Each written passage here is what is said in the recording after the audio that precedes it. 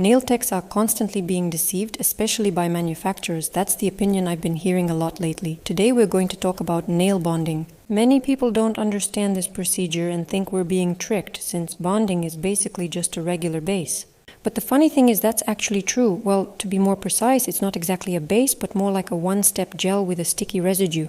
But the thing is, they didn't call it bonding just to trick someone and make them buy something extra.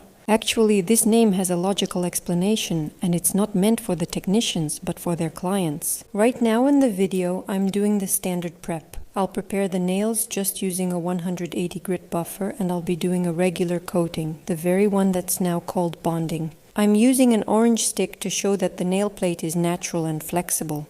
And that's the whole point. We need to apply a base that has the properties we need. Specifically, it should be very flexible, very elastic, and it won't shrink. And such a base can be, for example, a pedicure base. The one I have is also TPO free. And most importantly, it doesn't shrink at all. That's exactly why it's called a pedicure base. But that doesn't mean you can't use this product on your hands. In this case, I'm applying a thin layer and doing minimal leveling. So I just put a little drop simply to get a more or less even surface on the nail plate. Next, you need to cure this base in a good lamp for at least 2 minutes. It's a silly coincidence. While applying this coating, I found out that my lamp is actually worn out and it's time to order a new one. Here, I removed the sticky layer and now I'm filing the free edge. By the way, an important condition for bonding is to file the free edge during wear. Next, I'm showing you that the nail has remained flexible. It still moves and can be pressed with an orange stick. And I'm showing that 3 of my fingers have a matte finish while my pinky is glossy. That's because on these 3 I realized that my lamp doesn't cure at all. Overall, it's not a bad experience. You might have the same thing happen to you. This can happen, so make sure to check your lamps.